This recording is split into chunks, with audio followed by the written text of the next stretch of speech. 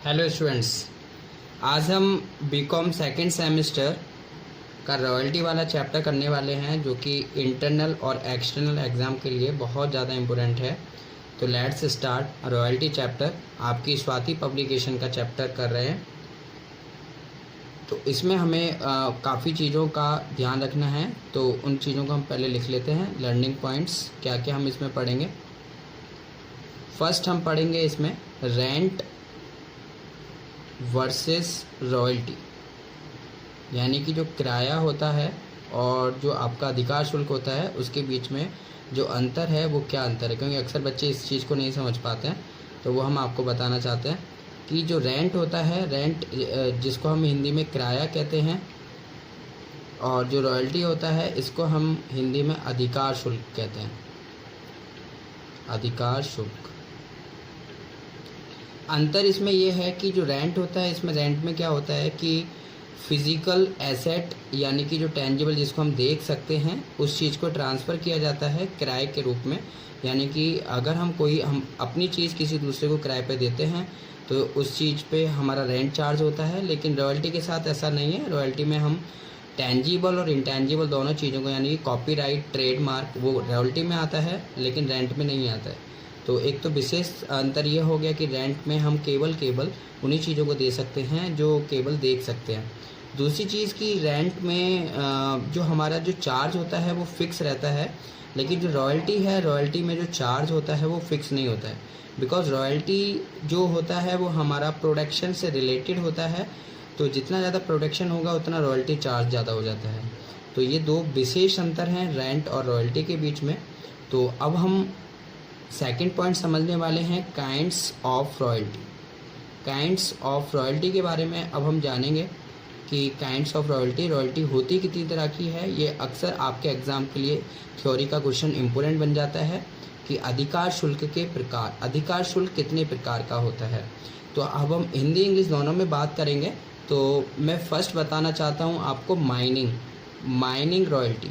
Mining royalty जिसको हम हिंदी में कहते हैं खादान बोले तो जिस चीज़ को हम खोद कर निकालते हैं, जिस चीज़ को हम मतलब पैदा करके निकालते हैं, उन चीज़ को हम खादान कहते हैं। खनाजों जैसे हम कहते हैं ना कि खोद के कोई भी चीज़, कोयला निकाला जाता है, उन चीज़ों का जहाँ पर ध्यान रखा जाता है। तो रॉयल्टी वहाँ एक तो वो प्रकार होता है जहाँ पर हम किसी चीज़ को खोद कर निकालते हैं। सेकंड हमारा जो रॉयल्टी है वो है हमारा oil well royalty. Oil well royalty क्या होता है? ऑयल वेल रॉयल्टी जिसको हम तेल व कुआं कहते हैं, तेल व कुआं। तो तेल व कुआं, अब आप नाम से समझ पा रहे होंगे कि तेल व कुआं का मतलब केवल इसका तेल और कुआं से है कि जहाँ पर हम तेल का प्रोडक्शन यानी कि ऑयल का प्रोडक्शन करते हैं, तो उसका हम रॉयल्टी देखते हैं। तो पहला हो गया हमारा खादान, दूसरा हो गया वह तेल व कुआं, तीसरा जो रहेगा वो हमारा रहेगा ब्रिक जिसको हम हिंदी में ईंट कहते हैं। ब्रिक मेकिंग यानी कि आपने देखा होगा कि जो हमारे ईंटें जो बनती हैं भट्टों पर, तो वहाँ पर अगर हम उस जगह को रॉयल्टी पर देते हैं तो उसको हम ब्रिक मेकिंग रॉयल्टी के नाम से जानते हैं। ईंट बनाने के लिए इसको यूज़ किया जाता है। ठीक है, उम्मीद है आपको क्लास समझ आ रही होगी। फोर्थ पॉइंट हमारा जो फोर्थ है आपका रॉयल्टी का काइंड्स, वो रहेगा आपका पेटेंट। जैसे कि मैं बता रहा था कि इसमें आपका आपका इसमें टेंजिबल और इंटेंजिबल चीज़ों को देखा जाता है। तो ऊपर की तीनों जो चीज़ें हैं वो आपकी टेंजिबल हैं। टेंजिबल मूर्त जिसको हम कहते हैं, जिनको हम देख सकते हैं, टेंजिबल जिसको हम मूर्त कहते हैं। तो ये मूर्त से संबंधित हो गया। और जो पेटेंट है, पेटेंट का मतलब मैं आपको समझाने की कोशिश करूँगा कि पेटेंट का मतलब होता है अपना अधिकार किसी दूसरे को देना। अपनी जो मतलब आपका जो ब्रांड नेम है अगर आप दूसरे को देना चाहते हो तो वहाँ पर हम पेटेंट, हिंदी में तो इसको हम पेटेंट ही कहेंगे। ठीक है, तो पेटेंट हमारा जो रहेगा वो हमारा रॉयल्टी का एक अगला प्रकार रहेगा। और उसके बाद अगला है हमारा कॉपीराइट जो होता है, कॉपीराइट जिसमें हम अपनी स्किल्स जैसे पुस्तक प्रकाशक यानी कि जो हमारा वो पब्लिकेशन होता है, तो वो जो क्या करता है, वो अपना पब्लिकेशन दूसरे के साथ डील करता है तो यहाँ पर हम कहते हैं कॉपीराइट रॉयल्टी। तो ये भी हमारा एक तरीके का कैसा रहा, इंटेंजिबल। तो ये दो आपके इंटेंजिबल हो चुके हैं, इंटेंजिबल को हिंदी में कहते हैं अमूर्त। तो अगर कोई आपसे पूछे कि रॉयल्टी और रेंट में क्या डिफरेंस है, तो कह देना कि अब रेंट जो होता है केवल टेंजिबल चीज़ों के लिए होता है, लेकिन जो रॉयल्टी होता है वो टेंजिबल और इंटेंजिबल दोनों के लिए होता है। चलिए, तो ये आपके टॉप 5 हो गए काइंड्स ऑफ रॉयल्टी। और जो 6 होता है वो अदर्स होता है। अदर्स यानी कि जो इन पांचों में नहीं आता वो अदर्स में चला जाता है। तो एग्ज़ाम में अगर आता है तो आप इसको अवश्य करके आएँ। चलिए, तो उम्मीद है आपको समझ आ रहा होगा। अब हम अगला जो टॉपिक है वो बहुत ज़्यादा इम्पोर्टेंट है, क्योंकि अब हम रॉयल्टी के बारे में समझ रहे हैं। तो रॉयल्टी के अंदर जो जो एलिमेंट्स यूज होते हैं वो हम समझेंगे। रॉयल्टी के अंदर एलिमेंट्स इन रॉयल्टी, रॉयल्टी के अंदर हमारे क्या क्या एलिमेंट्स आते हैं। फर्स्ट ऑफ ऑल हमारा रहता है लैंडलॉर्ड। मैं आपको समझाना चाहता हूँ, लैंडलॉर्ड वो व्यक्ति होता है जो पट्टादाता होता है। पट्टादाता यानी कि जो अपना टेंजिबल हो या इंटेंजिबल हो, कोई भी चीज़ अपना किसी दूसरे को देता है और कोई टर्म्स एंड कंडीशंस के साथ देता है, तो उसको हम लैंडलॉर्ड कहते हैं। तो लैंडलॉर्ड कौन हुआ, जो अपना टेंजिबल या इंटेंजिबल चीज़ों को ट्रांसफ़र कर रहा है। सेकंड हमारा जो रहेगा वो लेसी रहेगा। लेसी कौन, जो एक्सेप्ट कर रहा है, यानी कि जो दूसरे की चीज़ों को लेना चाहता है और अपना बिजनेस सेटअप करना चाहता है।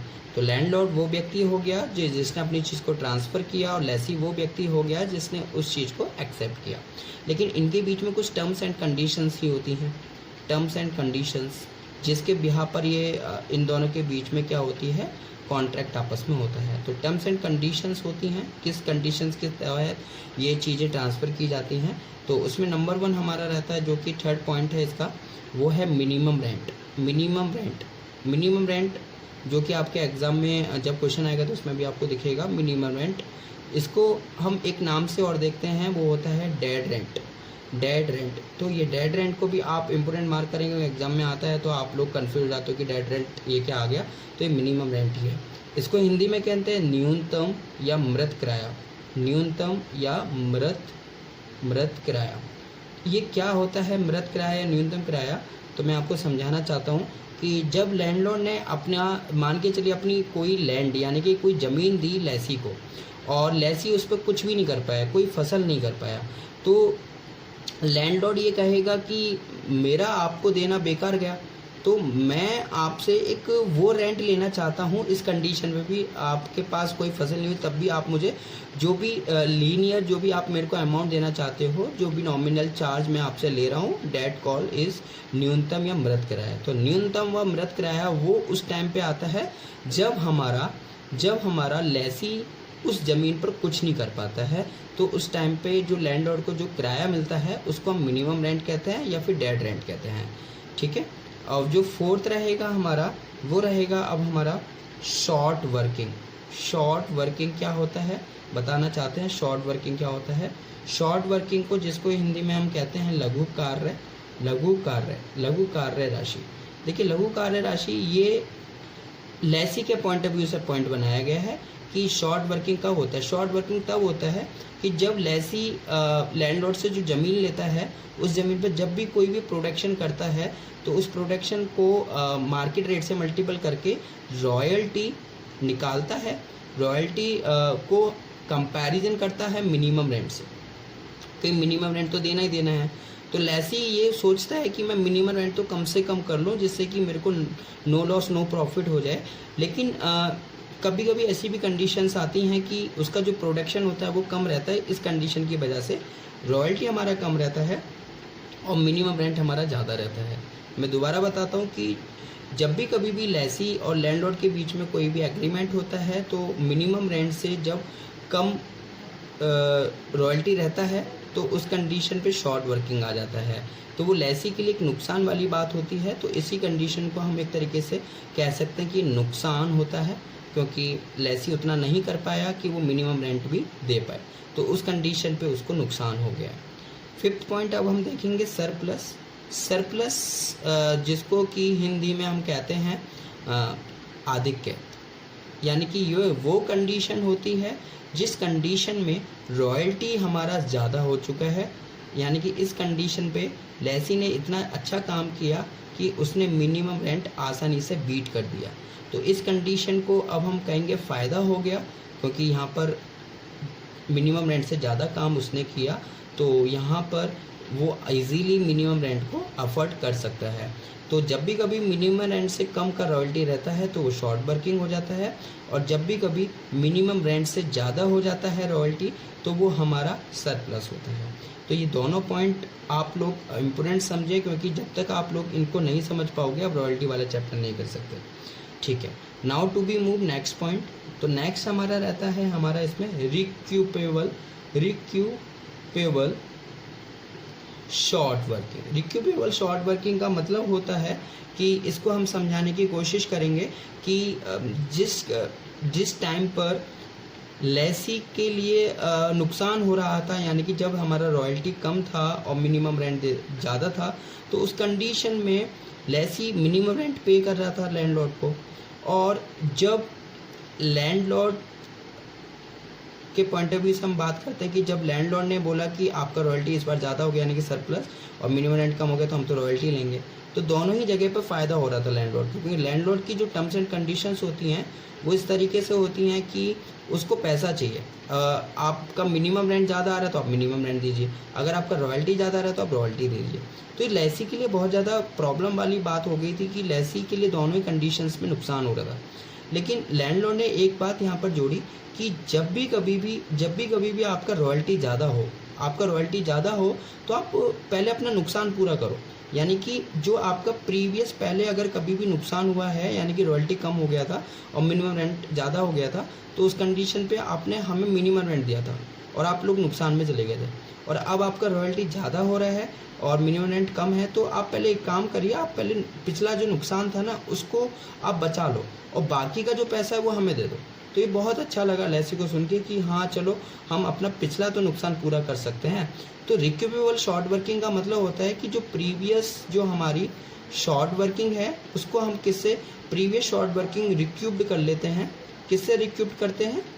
जो हमारे इस साल का जो सरप्लस होता है, ठीक है, प्रीवियस शॉर्ट वर्किंग को रिक्यूब्ड किया जाता है इस साल के सरप्लस से, और बाकी का जो पैसा होता है उस पैसे को हम दे देते हैं लैंडलॉर्ड को।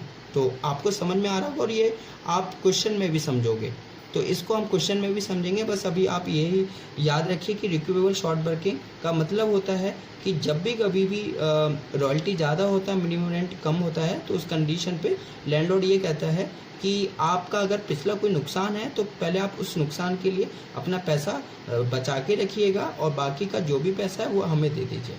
ठीक है, अब आपका आता है अगला पॉइंट रहता है अनरिक्यूपेबल। अनरिक्यूपेबल का मतलब होता है कि अनरिक्यूपेबल, अगर हम आपको बताएं कि अनरिक्यूपेबल शॉर्ट वर्किंग का मतलब होता है वो शॉर्ट वर्किंग जो कि सरप्लस से पूरा ही नहीं हो पाया, यानी कि नुकसान ही इतना था कि हम उसको फ़ायदे से पूरा ही नहीं कर पाए। तो उस कंडीशन पे तो हमारा तो वो ऐसा नुकसान हो गया ना जो परमानेंटली हो गया। तो ये परमानेंटली है, परमानेंटली इसको हम कभी कर ही नहीं सकते, परमानेंटली इसको हम कभी कर ही नहीं सकते कि एक टाइम बाउंडेशन लगा दी थी लैंडलॉर्ड ने कि आप अपने नुकसान को केवल 5 साल तक पूरा कर सकते हो। तो 5 साल तक अगर आपको फ़ायदा हो रहा है तभी आप अपने नुकसान को पूरा करोगे, अदरवाइज़ वो जो नुकसान है ना वो 5 साल के बाद इनवैलिड हो जाएगा, वो एक्सपायर्ड हो जाएगा। तो ऐसे को हम कहते हैं अनरिक्यूपेबल शॉर्ट वर्किंग। ऐसे नुकसान को जिसको कि मतलब हम विद इन द टाइम पूरा नहीं कर पाए तो उसको हम ट्रांसफ़र कर देते हैं प्रॉफिट एंड लॉस में, क्योंकि प्रॉफिट एंड लॉस आप जानते हो कि ऐसी चीज़ एक ऐसा अकाउंट होता है जो कि एक मतलब हमारे लिए लॉस एंड प्रॉफिट दिखाता है। तो अनरिक्यूपेबल शॉर्ट वर्किंग उसी में से एक है कि उसको हम कभी रिकवर नहीं कर सकते। तो आपको समझ आ रहा होगा। चलिए, तो अब हम बात करते हैं कि किस तरीके से हम इसको रिक्यूब्ड करते हैं। तो रिक्यूब्ड शॉर्ट वर्किंग को हम कैसे कैसे रिक्यूब्ड करेंगे? रिक्यूपेबल शॉर्ट वर्किंग, यानी कि इसका हम शोधन कैसे करेंगे? किसका शोधन करना चाहते हैं? लघु कार्य का। तो लघु कार्य का शोधन हम देखें लैंडलॉर्ड से बात करके करेंगे कि लैंडलॉर्ड हमसे क्या कह रहा है। अगर हम लेसी हैं तो हम उससे बात करेंगे कि आपके पास क्या क्या ऑप्शंस हैं। तो पहला ऑप्शन अगर उसने ये बोल दिया कि नो राइट, कोई भी राइट नहीं है आपको अपने नुकसान को पूरा करने के लिए। आपको हमें रॉयल्टी अगर ज़्यादा है तो रॉयल्टी दीजिए और मिनिमम रेंट अगर ज़्यादा है तो मिनिमम रेंट दीजिए। तो ऐसा भी क्वेश्चन आपके सामने आएगा कि नो राइट, यानी कि कोई अधिकार नहीं है, आप अपने नुकसान को पूरा कर सकते हो। तो ये बहुत एक तरीके से अनफेयर वर्क हुआ, लेकिन क्वेश्चंस बनते हैं इस तरीके से। तो आपको याद रखना कि नो राइट यानी कि कोई अधिकार नहीं, कोई अधिकार नहीं। तो इस कंडीशन पे आपका कोई अधिकार नहीं है कि आप सरप्लस का पैसा यूज़ कर सकते हो, ठीक है। और सेकंड हमारा रहता है कि राइट तो है, लेकिन मतलब अधिकार आपको मिल रहा है, लेकिन अधिकार के साथ भी आपके साथ एक क्वेश्चन जुड़ सकता है कि टाइम बाउंडेशन है। टाइम बाउंडेशन है कि लिमिटेशन ऑफ टाइम है, लिमिटेशन ऑफ टाइम और no limitation of time, no limitation of time. अगर टाइम की लिमिटेशन है तो टाइम की लिमिटेशन भी दो तरीके की होती है कि जिस साल अगर आपका शॉर्ट वर्किंग हुआ उसके आने वाले 2 साल यानी कि फॉलोइंग ईयर्स, अपकमिंग या फॉलोइंग अगर इस तरीके का वर्ड लिखा होगा, फॉलोइंग या फिर अपकमिंग, इस तरीके से अगर वर्ड लिखा है क्वेश्चन में तो समझ जाइए कि जिस साल शॉर्ट वर्किंग हुआ उसको छोड़कर आगे के कितने साल के लिए बोल रहा है। जैसे फॉलोइंग 2 ईयर्स, तो जिस साल आपका शॉर्ट वर्किंग हुआ है तो उसको आप आने वाले 2 साल तक ही आप उसको कर सकते हो रिक्यूप्ड, यानी कि आने वाले 2 साल आपको अगर फ़ायदा हो रहा है तो आप उसमें से उस शॉर्ट वर्किंग को पूरा कर सकते हो।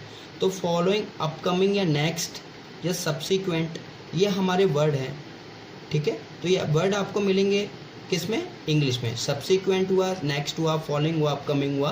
तो 4 ऐसे वर्ड हैं जो हमें ये बताते हैं कि आने वाले, ठीक है। और दूसरा वर्ड आपको मिल सकता है starting. Starting 4 year, 5 year, 3 year, इस तरीके से होगा। तो आप शुरू से ही देखें कि जैसे अगर मान लो कि क्वेश्चन कह रहा है कि स्टार्टिंग 4 ईयर, तो स्टार्टिंग 4 ईयर में आप टोटल शॉर्ट वर्किंग देखिए, टोटल सरप्लस देखिए, अगर कितना हो पा रहा है, कितना नहीं हो पा रहा है, पूरा हो पा रहा है तो कुछ नहीं जाएगा अनरिक्यूब्ड में, नहीं हो पाए तो आप उसको अनरिक्यूब्ड में ट्रांसफ़र कर दीजिए, ठीक है। तो अब आपको अभी थोड़ा कम समझ में आ रहा होगा, लेकिन अगली जो वीडियो है उसमें हम क्वेश्चन करेंगे तो उसमें हम अच्छे से समझेंगे कि किस तरीके से ये टाइमिंग वाला फंडा है। अब अगला है नो लिमिटेशन। नो लिमिटेशन का मतलब है कि आप कभी भी करो, कोई मतलब आपके पास कोई टाइम बाउंडेशन नहीं है। जब तक आपके पास हमारी ज़मीन है, ऐसा लैंडलॉर्ड कह रहा है कि जब तक आपके पास हमारी ज़मीन है तब तक आप करिए, आप अपने नुकसान को पूरा करिए। यानी कि अगर आपको पहले कोई नुकसान हुआ है तो इस बार अगर आपको फ़ायदा हो रहा है तो आप पहले अपना नुकसान पूरा कर लो, उसके बाद जो भी पैसा बच रहा है वो पैसा हमें दे दो। तो नो लिमिटेशन, तो ये तो बहुत अच्छा है। तो इससे भी रिलेटेड आपको क्वेश्चन मिलेंगे और इससे भी रिलेटेड आपको क्वेश्चन मिलेंगे। तो उम्मीद है कि आपको ये चीज़ें समझ आ रही होंगी, क्योंकि जब तक ये चीज़ें समझ नहीं आएंगी तब तक आप क्वेश्चंस नहीं कर सकते। अब हम इसका फॉर्मेट अभी के अभी समझ लेते हैं, क्योंकि उसमें भी 2 मिनट लगेगा, क्योंकि फॉर्मेट समझने के बाद फिर हम नेक्स्ट वीडियो में डायरेक्टली हम क्वेश्चन स्टार्ट करेंगे और जनरल एंट्री और अकाउंट सीखेंगे। तो अब हम इसका फॉर्मेट देखते हैं कि फॉर्मेट क्या होता है। चलिए अब हम फॉर्मेट की तरफ चलते हैं। तो आपको क्या करना है, ये आपको कॉलम्स ड्रॉ करने हैं। तो फॉर्मेट ऑफ रॉयल्टी अकाउंट, तो जब भी आप क्वेश्चन करोगे तो उसके ऊपर आप या तो एनालाइज टेबल लिखिए, एनालाइजिस टेबल, या फिर आप इसको कैलकुलेशन टेबल लिख सकते हैं, कैलकुलेशन टेबल। तो आपसे मैं रिक्वेस्ट कर रहा हूँ कि जो भी आपके एग्ज़ाम में क्वेश्चन है या फिर बुक के कोई भी क्वेश्चन है तो आप प्रीफर करें कि कैलकुलेशन टेबल बनाए या एनालाइज टेबल बनाए, जिससे कि आपका जो क्वेश्चन होता है वो एक फॉर्मेटिक हो जाता है और चीज़ें आपको इजीली समझ में आने लग जाती हैं। और फिर इसके बाद तो हम जनरल एंट्री और अकाउंट्स ही बनाएंगे। तो फॉर्मेट में हमारे पास कितने कॉलम्स हैं वो हम ज़रा समझ लेते हैं। तो पहला कॉलम आपका रहता है ईयर का, क्योंकि जो रॉयल्टी होती है वो हमें ईयर टू ईयर फाइंड करनी होती है, पर डे नहीं है, पर वीक नहीं है, पर मंथ नहीं है, तो यहाँ पर ईयर होगा। तो हमने ईयर पहला कॉलम होता है। ईयर के बाद दूसरा कॉलम हमारा आउटपुट का होता है। आउटपुट का मतलब होता है उत्पादक से कि हमने उस जो लैंडलॉर्ड से जो ज़मीन ली थी उस ज़मीन पे हमने कितना किया। तो ये चीज़ आपको टन में दिया होगा क्वेश्चन में, आपका टन में दिया होगा क्वेश्चन में कि जिस साल हमने मतलब वो ज़मीन ली है तो हर साल हम कितना कितना टन हम उत्पादन कर रहे हैं, वो हमारा आउटपुट रहेगा। और जो रॉयल्टी निकलेगा वो रॉयल्टी आपका निकलेगा, आउटपुट जो है वो आउटपुट को आपको रॉयल्टी के रेट से मल्टीपल करना पड़ेगा, रॉयल्टी का रेट। और ये रॉयल्टी का रेट कुछ नहीं है, ये रॉयल्टी का रेट आपके क्वेश्चन में दिया होगा इसको हिंदी में कहेंगे अधिकार शुल्क राशि। तो अधिकार शुल्क राशि आपका टन के हिसाब से ही होगा। जैसे अगर आपका क्वेश्चन टन का है तो प्रति टन आपका दे रखा होगा, तो आपको वो मल्टीपल करके वो रॉयल्टी निकाल लेना है। तो पहला कॉलम आपका ईयर का हो गया, सेकंड कॉलम आपका आउटपुट का हो गया, थर्ड कॉलम आपका रॉयल्टी का हो गया जो आउटपुट इंटू रॉयल्टी रेट से निकलेगा। फोर्थ कॉलम आपका रहेगा मिनिमम रेंट का। मिनिमम रेंट जिसको हम डेड रेंट भी कहते हैं, अभी अभी हमने समझाया भी था, इसको हिंदी में कहते हैं न्यूनतम किराया या मृत किराया। और ये हर साल फिक्स भी रहता है, चेंज भी हो जाता है। क्वेश्चन अगर फिक्स रहने के लिए बोलेगा तो हम हर साल फिक्स रखेंगे। क्वेश्चन अगर कहेगा कि इसको चेंज कर दीजिए, इस साल चेंज कर दीजिए, उस साल हम चेंज कर देंगे। ठीक है, तो फिर हमारा अगला वाला जो कॉलम रहेगा वो शॉर्ट वर्किंग का रहेगा। शॉर्ट वर्किंग जिसको हम क्या कहते हैं, लघु कार्य। लघु कार्य कब निकल के आता है, मैं आपको यहाँ पे बताने की कोशिश करूँगा कि जो शॉर्ट वर्किंग होता है, शॉर्ट वर्किंग जो होता है वो कब होता है। शॉर्ट वर्किंग जब होता है जब हमारा मिनिमम रेंट ज़्यादा होता है। मैंने आपको बताया था कि मिनिमम रेंट ज़्यादा होता है, रॉयल्टी हमारा कम होता है। हम उतना भी काम नहीं कर पाए कि हम मिनिमम रेंट भी पे कर सकें, तो उस कंडीशन पे हमारा क्या हो जाता है, शॉर्ट वर्किंग। तो शॉर्ट वर्किंग कैसे निकलता है, मिनिमम रेंट माइनस रॉयल्टी। तो उल्टा चलेंगे, उल्टा माइनस करेंगे। तो शॉर्ट वर्किंग के लिए मिनिमम रेंट हमेशा ज़्यादा होता है, रॉयल्टी हमेशा कम होता है। और मैं आपको एक ट्रिक भी बताना चाहूँगा कि आप रॉयल्टी से ही माइनस करिए। अगर नेगेटिव वैल्यू आ रहा है तो शॉर्ट वर्किंग रखिए, यानी कि रॉयल्टी माइनस मिनिमम रेंट करिए। अगर नेगेटिव आ रहा है कैलकुलेटर में तो आप उसको शॉर्ट वर्किंग माने। और सरप्लस कब हो जाता है, सरप्लस जिसको आधिक्य कहते हैं, कि जब आप रॉयल्टी में से मिनिमम रेंट माइनस कर रहे हो तो पॉजिटिव नंबर आ रहा है तो सरप्लस होगा। तो वेरी इजी कि रॉयल्टी में से आप मिनिमम रेंट माइनस करिए। अगर नेगेटिव वैल्यू आ रही है तो शॉर्ट वर्किंग, और अगर पॉजिटिव वैल्यू आ रही है तो सरप्लस। ओके, फिर हमारा रिक्यूब्ड होता है। रिक्यूब्ड अकॉर्डिंग टू द क्वेश्चन। अभी हमने समझा था कि नेक्स्ट फ्यू ईयर्स, स्टार्टिंग के ईयर्स, या नो राइट, अनलिमिटेड टाइम, तो उसके अकॉर्डिंग हम उसको रिक्यूब करेंगे। तो देखिए ये वाला जो पॉइंट है, ये वाला जो पॉइंट है और ये वाला जो पॉइंट है, ये मैं आपको क्वेश्चन में ही समझा पाऊंगा। बस आपको एक फॉर्मेट देना था, फॉर्मेट का ओवरव्यू कराना था कि कितने इसके कॉलम्स होते हैं। तो आपको कॉलम्स इसी की तरह ड्रॉ करने हैं। पहला year, second output, third royalty, fourth minimum rent, fifth short working, six surplus, seventh recoup short working, eighth payment to landlord and ninth unrecoup. तो टोटल हमारे कॉलम्स जो होते हैं वो 9 होते हैं। उम्मीद है कि आपको रॉयल्टी की क्लास समझ आई होगी, और अगली क्लास ज़रूर देखें, क्योंकि अगली वाली क्लास में हम जनरल एंट्री, लेज़र्स और साथ ही साथ हम क्वेश्चंस भी बुक के अपने लगाएंगे। और आप भी हमारे साथ क्वेश्चंस को लगाएं, जिससे कि आपकी प्रैक्टिस बहुत अच्छे से हो जाए।